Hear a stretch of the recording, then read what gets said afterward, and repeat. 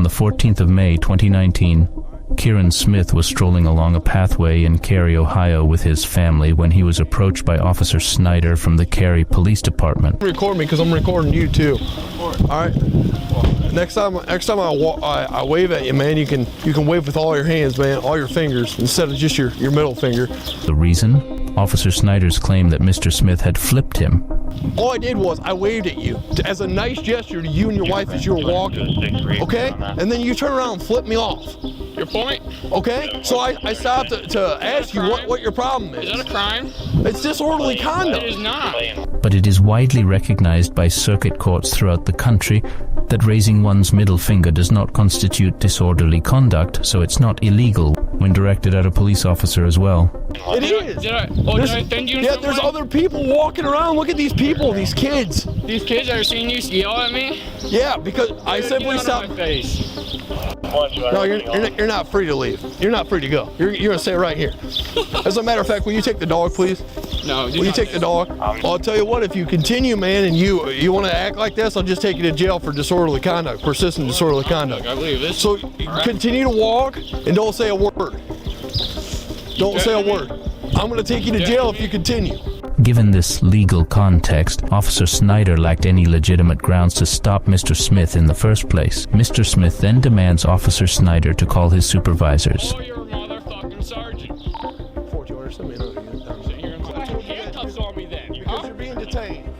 Because you're refusing to identify yourself. As we just saw, Officer Snyder never requested identification from Mr. Smith. You never asked me to identify me. I did. Your camera's on, ain't it? Yep. My camera's on. Everybody's camera's on. When did you say I want your identification? I need your Don't identification. have it on me. Okay. What's your name? I don't know. You don't know your name? What's the crime I committed? Go ahead and kick your feet in. And even if did, according to the law, Mr. Smith would have no obligation to provide identification since he had not committed any criminal offense. Once his supervisors arrive on the scene, he starts fabricating blatant lies just to make Mr. Smith look guilty and to paint a more favorable picture of his policing. Kick your feet Sir, in. can I talk to you? Yep, this is my lieutenant. You can talk to him. I was walking here. Just talk to my eyes. All right. Thank you, sir. All right, LT, so I'm sitting here at the stop sign, right? I'm just watching the stop sign as this guy and his wife and kid walk past. I wave as a nice gesture, so he turns around and he flips me off. So I turn around and I come back here. I was like, hey, man, what's your problem? He goes, why'd you just, I wave at you and you flip me off. Is there some kind of issue? And his wife has been cooperative, haven't had any issues with his wife or his kid or anything like that. I said, man, what's your issue? And he starts cussing at me. I said, hey, man, you can't cuss like that. You can't act like that. Mr. Smith did not use foul language until he was threatened with arrest for engaging in an activity that is not illegal. Additionally, Officer Snyder falsely accuses Mr. Smith for refusing to identify himself. You got people and other kids and stuff walking around here. So he refused to identify himself. I said, hey, you got an ID on you? He goes, I ain't got to identify you. So due to his hostile and turbulent behavior, I put him in handcuffs. That when you have disorderly conduct. Right, exactly. So that's why he's in the middle finger, but how you respond to that.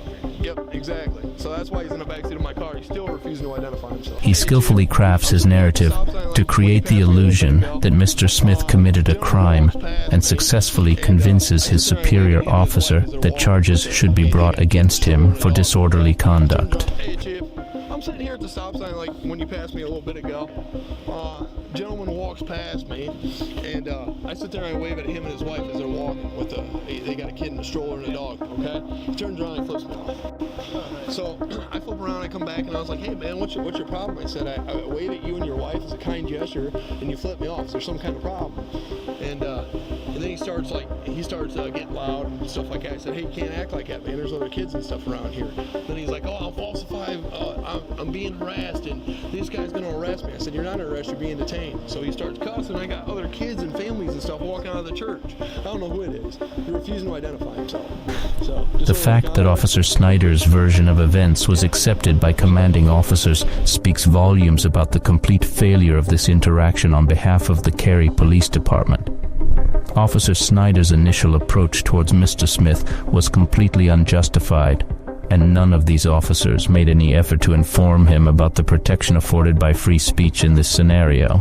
This interaction exemplifies a severe deficiency in training within the ranks of the Carey PD, which needs immediate attention and rectification. Shockingly, he justifies his actions as community policing while continuing to vilify Mr. Smith and coercing information from his spouse under the threat of arrest. Here's the thing, okay? Like I said, I waved at you guys. You waved at me, he flipped me off, okay? What's going to happen if we give this name notice? Okay, here's the situation. Let me just explain it to you, okay? So like you know, I waved at you and you and your family, okay? Because I'm just out here trying to, community policing, okay? So when I see you guys, I want to wave at you and acknowledge you, okay? He flips me off, which, he can do whatever he wants. I come around here to make contact with him and say, hey man, what's your problem? And then all of a sudden, you heard how he started to get loud, right? Okay, I got other families, okay? You can't disturb other families and things like that, because once you start doing that, now it's a disorderly conduct, okay? So either he just identifies himself, I write him a disorderly conduct ticket, and it's done and over with, and he goes on his way, or he refuses to identify himself, I have to take him in at that point.